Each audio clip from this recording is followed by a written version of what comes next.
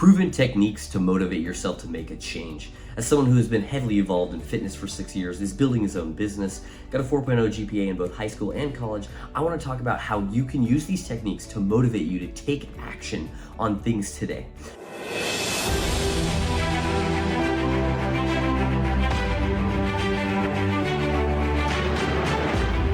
And the first piece is to recognize that starting is truly the hardest part. Starting can be very difficult, but the way you have to look at starting is you could first ask yourself, what limiting beliefs do you have around the thing that you want to motivate yourself around? So for me, it was sales. That was something that I had huge limiting beliefs around. I used to believe that sales were not harmful, but they were hard, and I didn't want to be that pushy salesman, and I was being harmful if I was being that pushy salesman. So I had to redo my thinking. I had to think that, number one, what are the behaviors that I am not good at, the actions specifically that I need to take so sales can be easy? So that was the first piece, and I understood that I needed to have more inflection in my voice at this time, and I needed to ask more questions. And when I was being pushy, it wasn't that I was being pushy, it was objection handling, and how to get good at objection handling itself. And then I had to reframe my whole belief around sales, that it was this pushy, slimy thing, to a thing of, I am helping someone make a decision about a product or a service that could change their life, assuming I believe in it. I would never sell something I didn't believe in.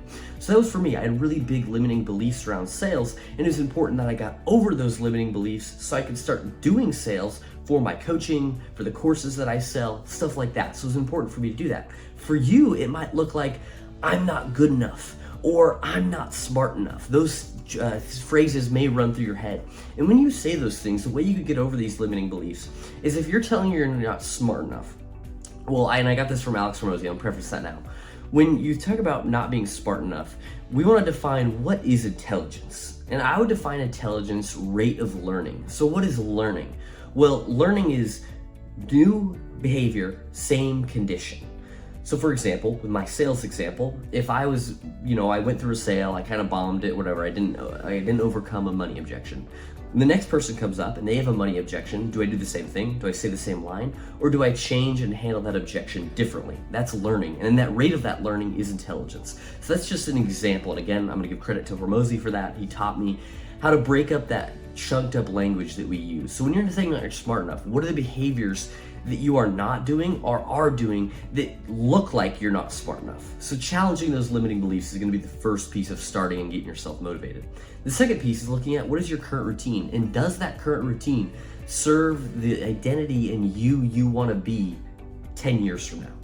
Because often the current routines that we have, if we feel unmotivated and we're trying to change, is they don't serve us. They don't serve the person we want to be in 10 years. So you want to look at the habits and the behaviors that you are doing right now, and sometimes modify those to create more motivation, because you're changing behaviors to create the future you want to be. And I think that's motivating, the self-growth piece of understanding that I am taking action so that I can be the person I want to be in 10 years. That's super exciting for me. So that could be something you can do. And the third piece within starting is recognize your resistance. So for me, when I say resistance, it's that force that tries to prevent you from taking action.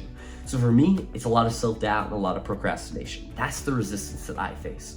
So for you, maybe it's fear of failure. Maybe it's fear of success. What happens if I do win? Maybe it's fear of the unknown. Maybe it's the unknown in general. Maybe it is procrastination. Maybe it is self-doubt. There's so many different forms of resistance, but if you can gather those and recognize those, it'll be easier for these next two steps we're going to talk about. The second piece is to set goals around these things. I think it's really fun to go from this intangible, chunked up language to then define what are the actions we need to take and the things that we can change. And the way you can do this is setting goals around it. And the way I like to set goals is in the balance wheel area. So the balance wheel in the description below, but simply put, professional, relationships, health, and resources are the 4 areas that you would set goals within. And within those, I like to set yearly visualization goals as well as quarterly objectives that break down to my sticky notes that are daily goals, and they are all around those 4 areas of the balance wheel, and there's 3 subcategories to each area of the balance wheel. I find that it's really helpful to do those things, and the way I do it is the 4 It's of goal setting, which is say it out loud, write it down, put a date on it, and send it or share it with someone. And so I would like you to set goals around things that really matter to you. So in those 4 areas, what are the things that you really want to change within the next year, the next 3 years, the next 5 years? So for me, something that's really big is professional, but specifically within professional, the purpose that I feel like I'm here on earth. That purpose being is helping people go from victim to victor so they can take control of their lives and live a life on their terms. I went to the hospital when I was 17 years old for some pretty serious suicidal ideation, but I truly believe it was one of the most powerful things that happened, because in there, I realized in my life that I was dealt two aces. I saw this 11-year-old girl in there that was struggling with suicidal ideation, and it upset me so much. Not at her, but at the world. Why does she feel this way? So I was so mad about that, and so now it is my mission to solve that problem. So a lot of my goals are around that, and that's really exciting and really motivating to me. So identifying what are your purposes and what are your values are, and then setting the goals around it can be helpful to motivate yourself as well. The second piece within that is to set small actionable steps from those goals.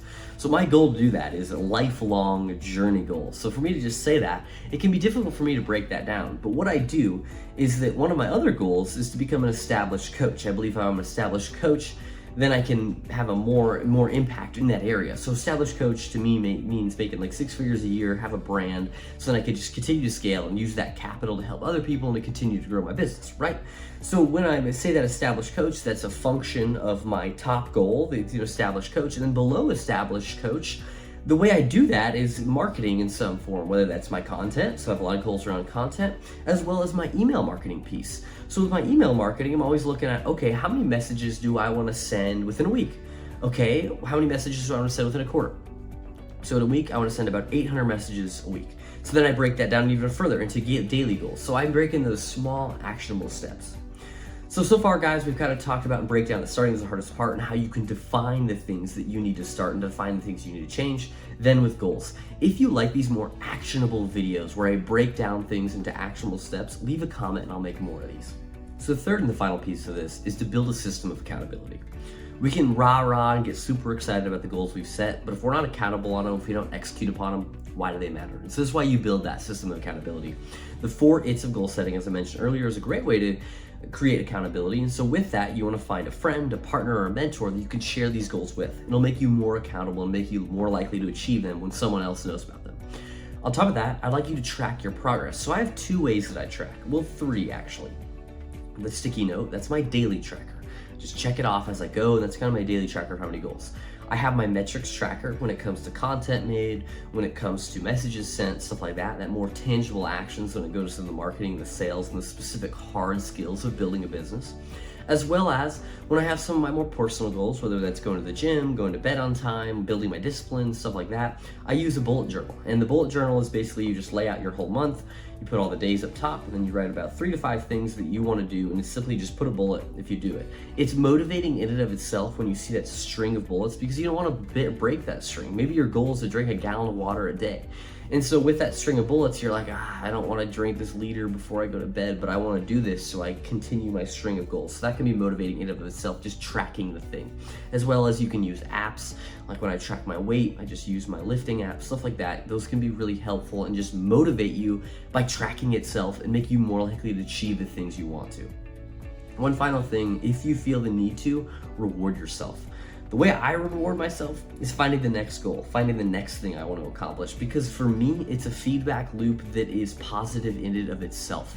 So I enjoy doing this. I enjoy finding the next step, and what's led me to understand is the work is the goal. Again, I got that from Alex Hormozi, and I have a sticky note. It's my only sticky note I have there. It says the work is the goal. It's just pasted up on my little pencil holder, and it's really helped for me to remind myself that the quality and the quantity of my work is my goal. And so that in and of itself is rewarding, but if you want to find a way to reward yourself, you can do something external. And I've done that before too. It's totally cool to do that. Sometimes I reward myself by going to get Raising Cane's or something as silly as that, but rewarding yourself with something external can be motivating in and of itself as well, or taking something away can be another reward for yourself.